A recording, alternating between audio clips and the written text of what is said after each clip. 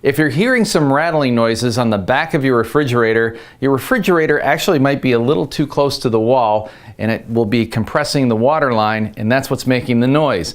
We're going to show you how to correct that right now. Okay, here's an exaggerated view of how some of these supply lines might actually be making noise on the back of your refrigerator. So this is where the line comes in, and some installers will coil the line like this, so when you move your refrigerator in and out, it will compress and open.